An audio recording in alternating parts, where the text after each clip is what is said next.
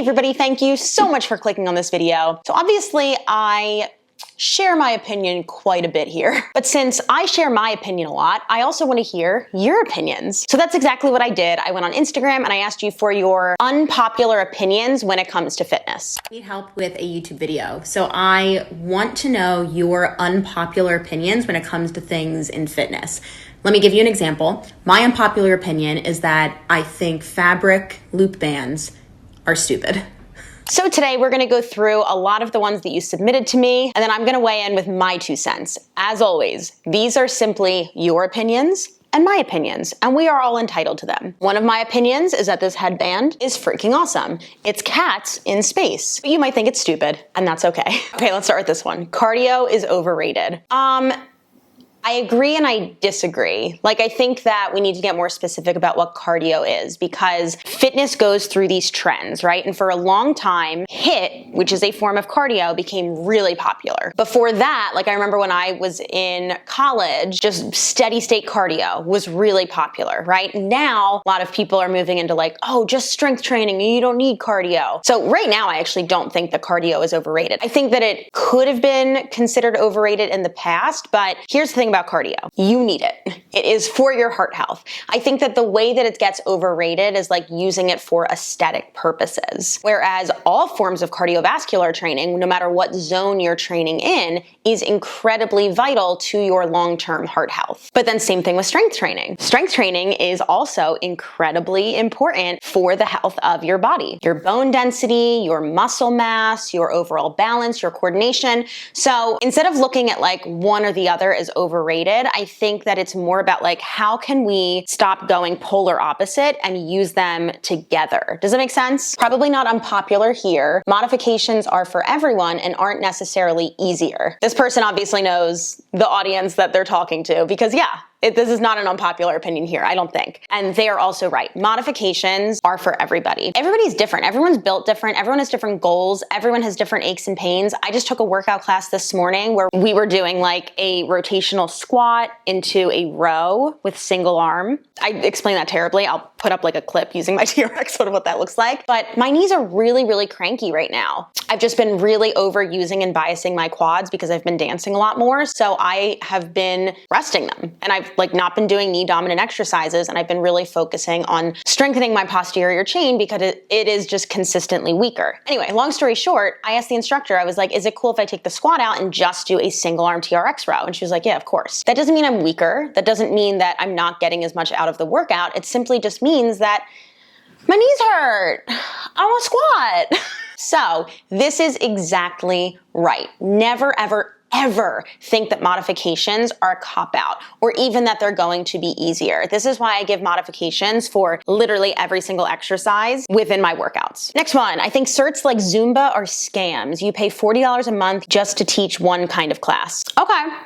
I have thoughts on this. I don't disagree. I also didn't know that Zumba, you had to like pay each month. I don't know if that is exactly true. So if you're a Zumba instructor, like let me know. But I do have something to say about like these certifications, like 305 Fitness, where it's like kind of a method, but is it really like a method? But then the certification that you're paying a ton of money for like doesn't translate literally anywhere else. I don't know. I have been approached by a number of New York City fitness studios where it's like, oh, we really want you to come teach at our studio. You have to pay $3,500 to learn our method, and it doesn't translate to literally any other studio. I don't know. It does feel kind of scammy now that I'm like saying all of it out loud. Running and jogging is the devil. I don't disagree. I made a whole video about running and the benefits, the potential risks of it, my opinion on it. I don't like running because I don't like steady state cardio. I can't shut my brain off, and my brain is literally just like, you're gonna die. That's why my preferred cardio is walking and dance cardio, because at least with dance cardio, when my heart rate is super high, I have something to distract me because I'm thinking about what my feet are doing. But if you like running, I think that's awesome, and watch that video about it. Anabolic window doesn't make a significant difference. I agree. I think the number one thing with like anabolic windows that we all hear about is like your protein timing, right? If you don't get your protein in immediately after your workout, it didn't count. Come on. If you even like think about that kind of rationale, it's so stupid. I just think that like for the average person, an anabolic window, no matter what we're talking about, is like the least of your worries. Let's like back it up first. How are you sleeping? Did you have a cup of water today? Have you gotten up from your desk in the last 3 hours? Did you pick up something that weighs more than 10 pounds? Like there's just so many other things to think about before like thinking about your anabolic window for anything. So agreed. Good one, Erica. Bulgarian split squats are meh.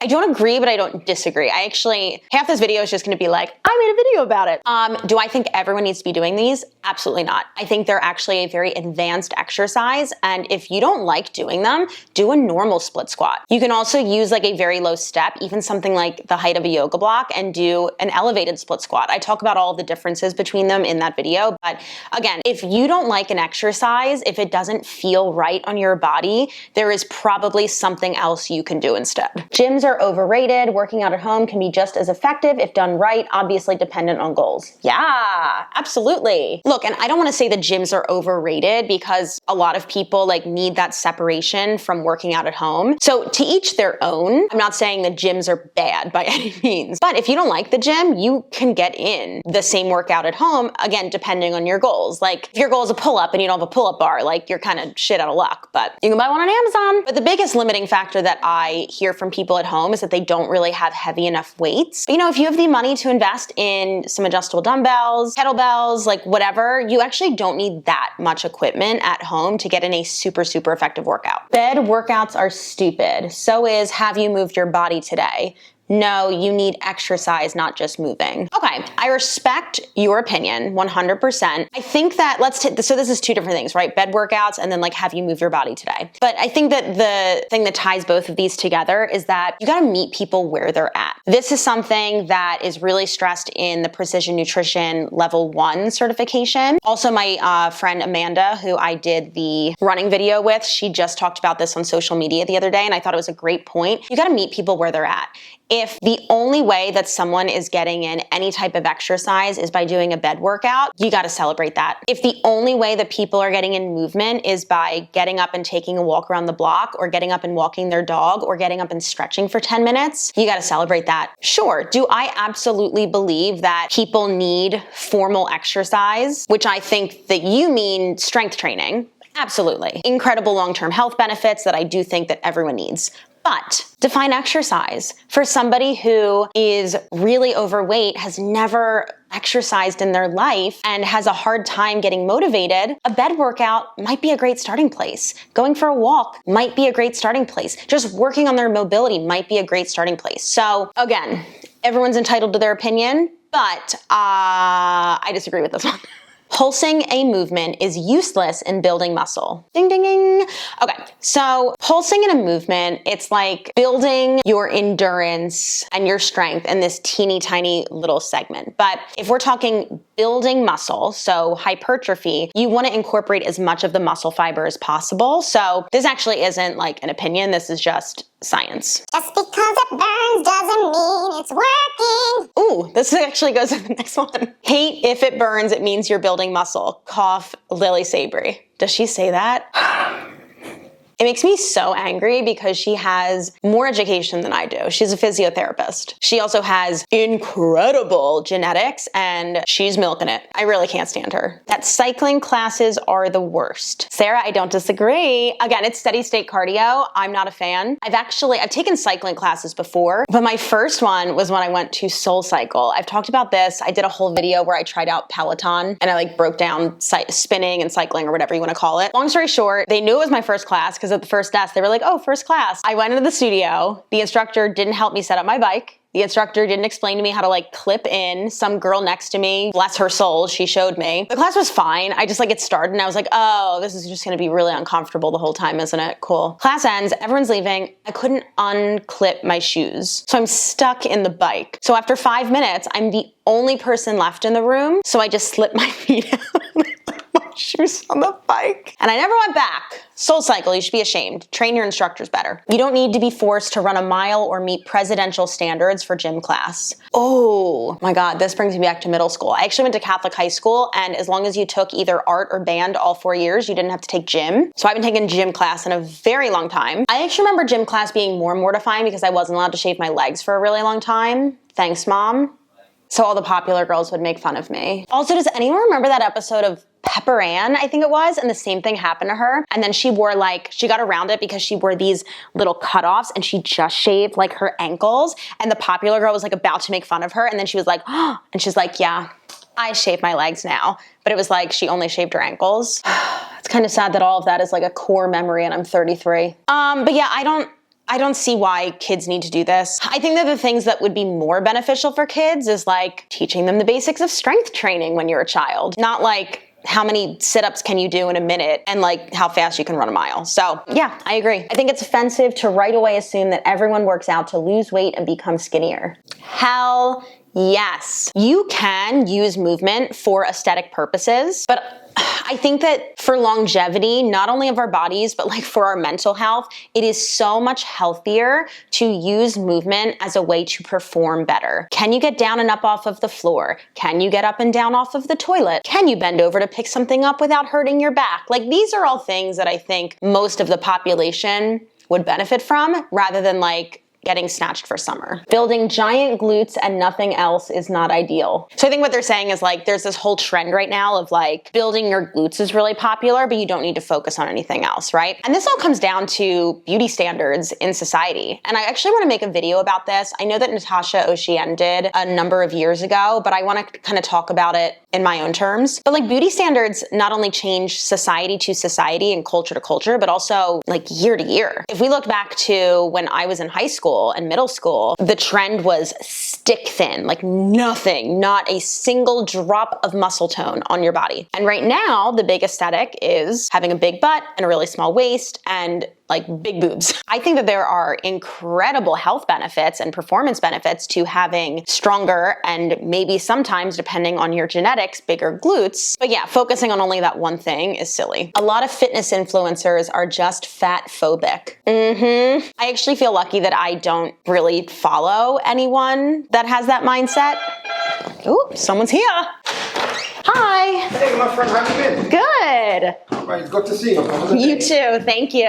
That was my favorite delivery guy. Okay, anyway, I don't really follow people like that. And like, if we're thinking about curating like your Explore, your like For You page, I don't like content like that. So luckily for me, it doesn't come across a lot. And I will say I am not an expert in this field. Someone who does a great job of talking about this is my friend Laura. Her main platforms are TikTok and Instagram. So I'll link her, like definitely go check her out because she talks about this a lot and really helps to educate people on really how the fitness industry is built on being fat phobic. CrossFit people are the vegans of fitness culture.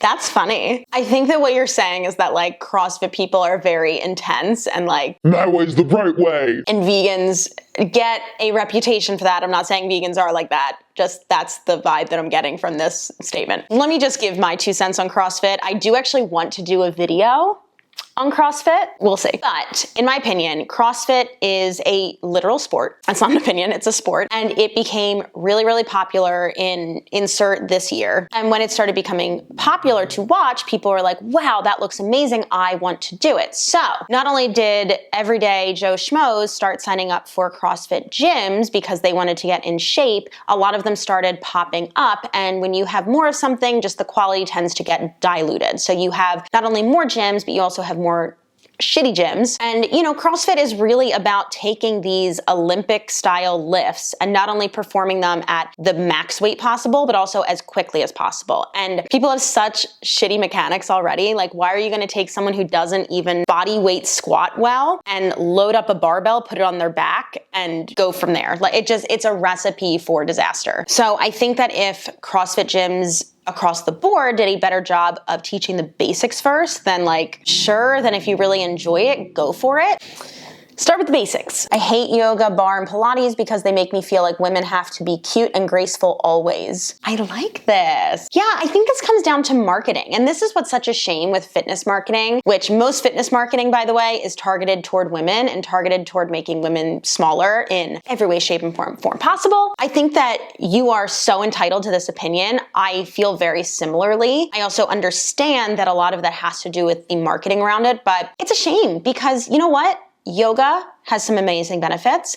Bar, we're gonna come back to bar. Yoga has some amazing benefits. Pilates has incredible benefits. I've actually made videos on each of them. Bar, in my opinion, I've made a video on it. I'm very snarky and I'm very sassy in it, so beware. It's kind of this like unregulated mishmash of Pilates and yoga because you can teach it without any type of certification. And there's no like overarching, this is bar. It's just kind of like whatever you want to do, but do it to the beat of the music. So I think the bar is like, it can be really beneficial, but it's very instructor based, if that makes sense. But yeah, definitely they all have kind of been marketed to give this vibe of like, women are graceful and delicate. And you can be those things. I like being graceful and delicate, but I also like being a bad fucking bitch and lifting more than all of the men in my class. That happened the other day and I was very, very excited. Pre-workout powder, what's the point? The point is to give you energy. I think that most people don't need to take a pre-workout as often as they think that they do. Most of the time, if you're low on energy, a little caffeine, like a little cup of coffee is gonna do the trick. So I think the pre-workout is a waste of money for most people in the excess that they use it. People tend to get really dependent on it. And I also think that it's just like to use a supplement as your form of motivation is a fine tool, but I don't think you should reach for that tool every time. There are better forms of cardio than burpees.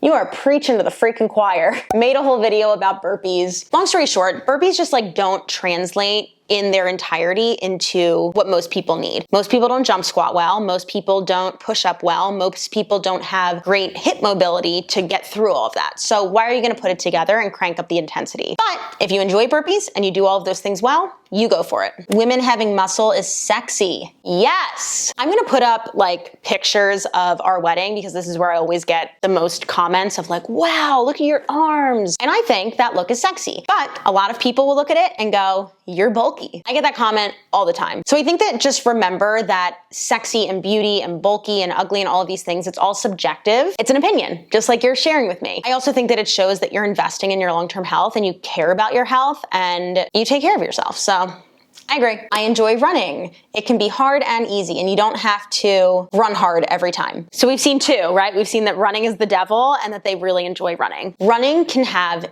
incredible benefits if your form is good. So the fact that you enjoy running and that it serves as your form of cardio, and it sounds like you're varying between, you know, different cardio zones. You're working hard sometimes, you're working easy sometimes. I think that is freaking fantastic, but I will not be partaking. In my opinion, the whole idea of having shredded abs and an amazing booty is overrated. I agree, Sarah. I did make a video about trying to grow my glutes, so if you want to watch that, you can. The number one reason for that for me was function.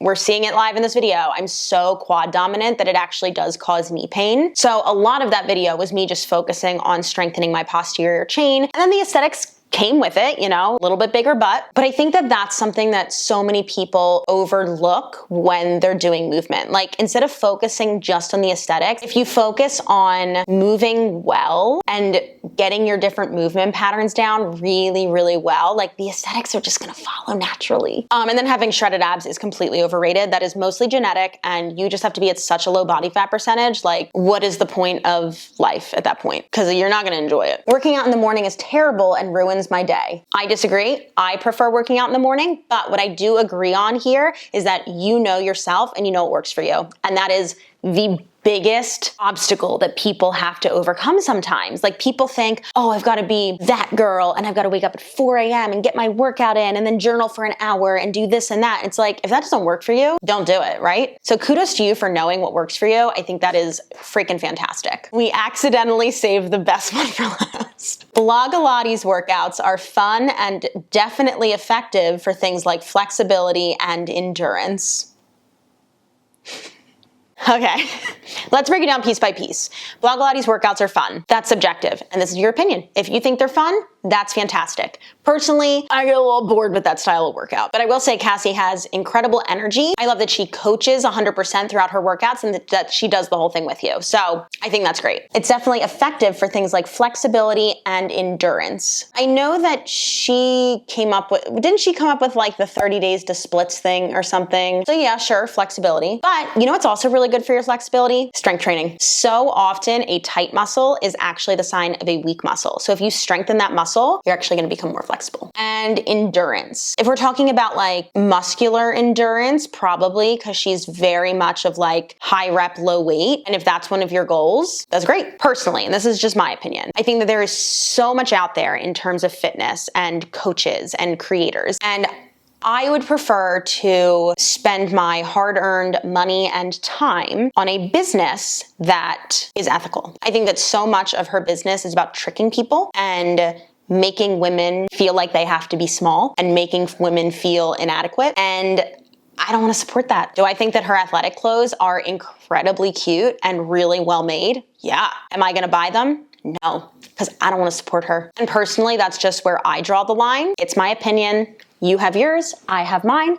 We can all respect them. That was a good way to end it. Hopefully by the end of this, you have not been too offended. If you were one of the opinions that I disagreed with and you wanna, write your side down in the comments below, go for it. Remember, I am always here to listen and learn. And remember too that we don't all need to agree on everything. We should have different opinions. We should challenge each other. But also remember that I might just be missing a different side of the story and I might be wrong. So if you have an opinion on something we talked about today, leave it down below. If you have an opinion on something that we didn't talk about today, leave it down below. If you want more videos like this, make sure you hit that subscribe button so you don't miss out, and I will see you all in the next one.